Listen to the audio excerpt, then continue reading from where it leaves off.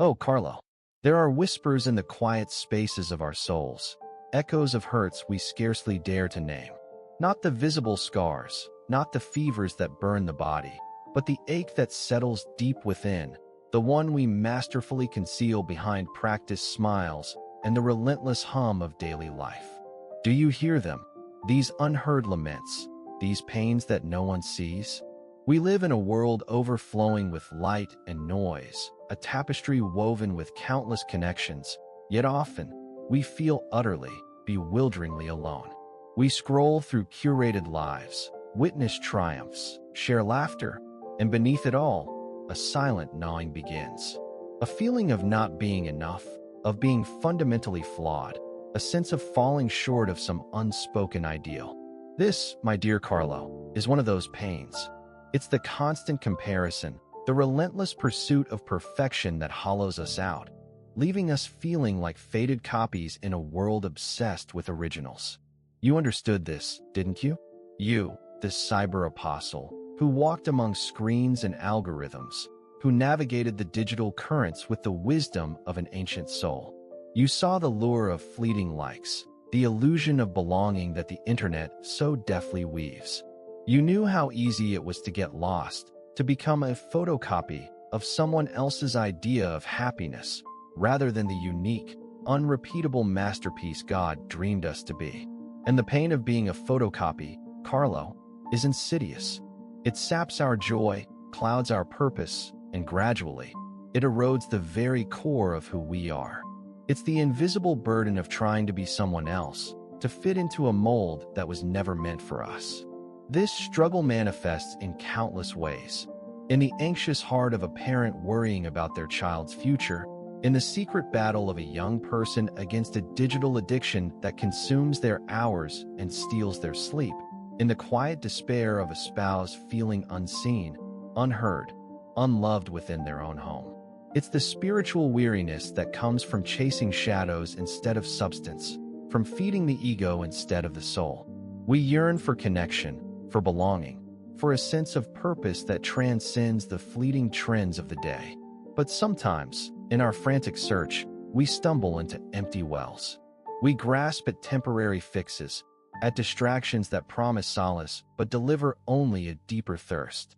The endless feed, the games that numb, the escapism into fantasies, these are the modern opiates, Carlo, soothing the immediate sting but leaving the wound festering beneath. They promise freedom but bind us tighter to a world that drains our vital energy, leaving us spiritually malnourished, disconnected even from ourselves. Think of the families, dear Carlo, fractured by these unseen pains. The silence at dinner tables, not because there's nothing to say, but because everyone is lost in their own digital world. The children wrestling with anxieties their parents can't quite grasp, anxieties born from online pressures and a constant feeling of being judged. The parents, in turn, feeling inadequate, struggling to bridge the gap, to understand a landscape that shifts faster than they can learn its rules. This creates rifts, quiet chasms that divide hearts and minds, leaving each member feeling isolated, carrying their own burdens of inadequacy and misunderstanding. These are the pains that cripple family bonds, not with harsh words or angry outbursts, but with a slow, creeping disengagement. And then there's the suffering that comes with illness, not just the physical agony, but the spiritual and emotional toll it takes. The loneliness of a hospital bed, the fear of an uncertain diagnosis, the burden of being a patient rather than a person, the frustration of a body that betrays, a mind that forgets, a spirit that wanes. You knew this intimately, didn't you?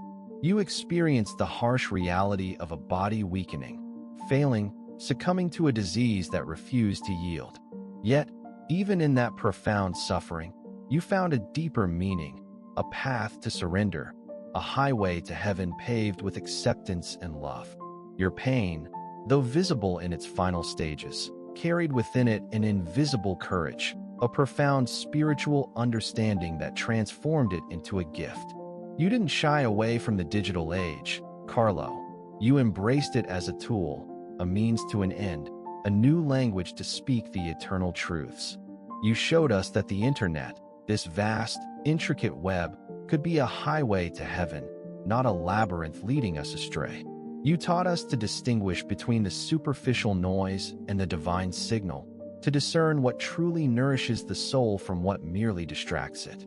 So, Beato Carlo, we turn to you now, as a brother who walked this same earth, who understood the complexities of our time, and who found the unwavering light amidst the shadows.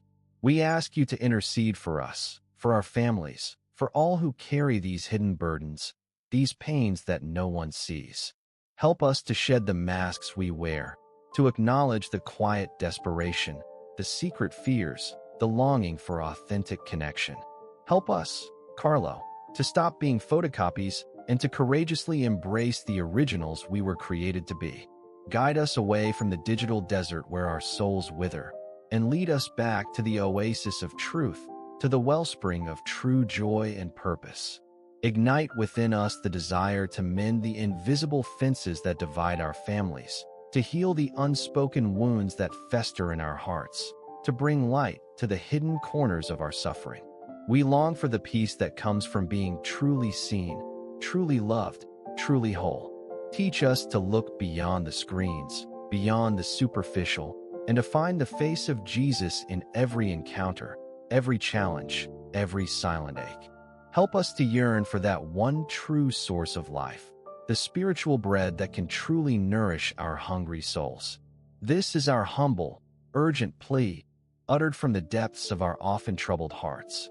Oh, Carlo, my brother in spirit, my guide on this precarious journey. As we knelt together, silently naming those unseen wounds, those burdens we carry alone, a quiet hum began to resonate within my soul. Did you feel it too? A subtle shift, like the faint tremor of earth awakening after a long, frozen winter. We poured out our hearts, exposing the raw, tender places that shrink from the light, the aches that no diagnosis can capture, the fears that whisper only in the deepest night. Now, as the air settles around us, I feel a new plea rising, not just for the naming of pain, but for its transformation.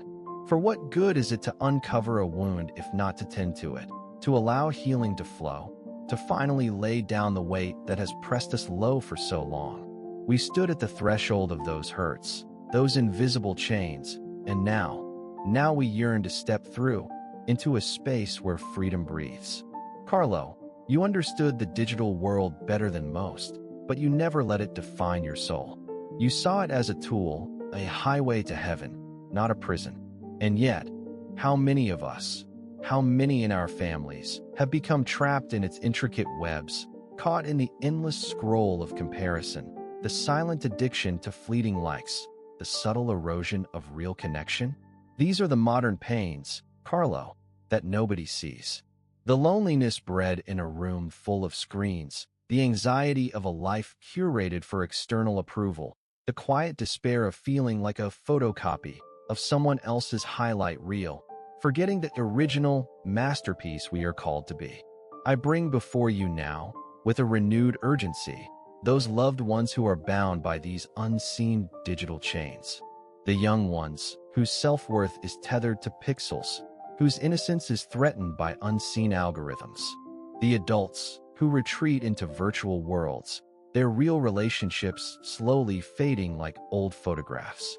The families fractured, not by distance, but by the impenetrable walls of individual screens, their communication reduced to emojis, their presence to absence. Intercede, Carlo, for these souls. Break the subtle spell that seduces them away from the vibrant, breathing reality of God's creation, from the sacred intimacy of human connection. You faced illness with a rare grace, transforming your suffering into a ladder to heaven, always pointing to the Eucharistica as your strength. You knew that true healing wasn't just about the absence of physical pain, but about the alignment of the soul with its creator. So, for those among us, Carlo, who carry chronic illnesses, who battle diseases that erode their strength and spirit, whose bodies ache in ways that isolate them even from those who love them, for them, I cry out. Let your example of accepting the cross infuse their journey with courage. Help them to see beyond the immediate discomfort, to find meaning in their suffering, to offer it up as a prayer, just as you did.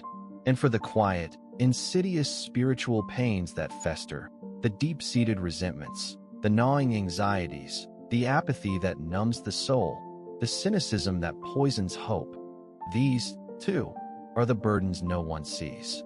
They are the viruses that corrupt our inner operating systems, making us slow to love, quick to judge, and blind to the beauty of grace. Carlo, you were a cybernaut of God, a spiritual antivirus. Cleanse us, through your intercession, from these infections.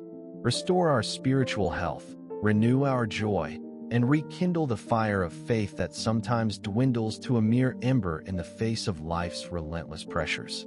But all of this, Carlo, leads me to the very heart of your life, the very core of your being. Jesus, truly present in the Eucharist. You said the Eucharist was your highway to heaven, your kit for eternal salvation. And now, in this moment of profound surrender, I understand why.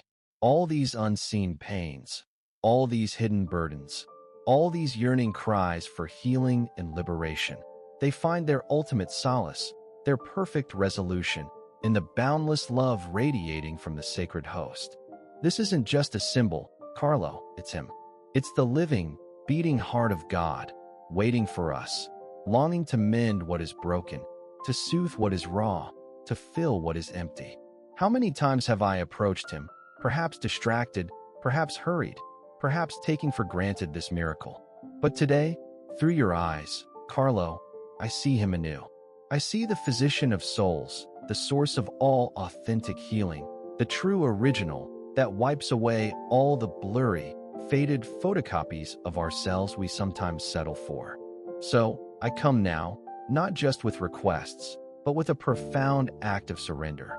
I lay down every single unseen pain that was named, every silent wound, every familial discord, every modern addiction, every spiritual blight, at the foot of the tabernacle. I offer them to Jesus, Eucharistico, through your pure hands, my dear Carlo. I surrender the fear that holds me back from truly loving. I surrender the pride that keeps me from humbly seeking forgiveness. I surrender the doubt that whispers lies about my worth and God's goodness. I surrender the spiritual apathy that makes me complacent. I surrender the screens that sometimes steal my presence from those I love most. I surrender the anxieties about the future, the regrets about the past. Jesus, Eucharistico, through the intercession of your faithful servant, Carlo, I invite you into the deepest, most hidden chambers of my heart, and into the hearts of my family, and into the suffering bodies and souls of all for whom we pray. Come, Holy One, and penetrate the darkness with your light. Heal what medical science cannot touch. Mend what human words cannot soothe. Restore what brokenness has stolen. Let your sacred blood flow over us, cleansing us from every stain, purifying us from every impurity, liberating us from every bond. Let your body, broken for us, make us whole again, uniting us in spirit, in purpose, in love. Make us, like Carlo, living chalices, carrying your presence into a world starved for authentic love and true connection. I commit myself, from this moment forward, to seek you, Jesus, Eucharistico, with renewed fervor, to make you my highway to heaven, my daily bread, my ultimate source of healing and strength.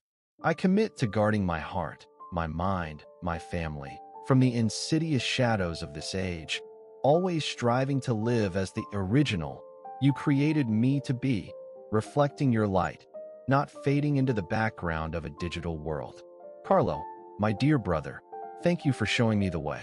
Thank you for your clarity, your passion, your unwavering focus on the one who truly matters. Guide us still, protect us, and intercede for us, that we may always find our refuge, our healing, and our joy in the heart of Jesus, present in the Eucharist. May our lives, transformed by this encounter, become a testament to his infinite love, a silent witness to the profound healing that comes from total surrender. Amen, not as an end, but as a new beginning, a loving embrace of the journey ahead.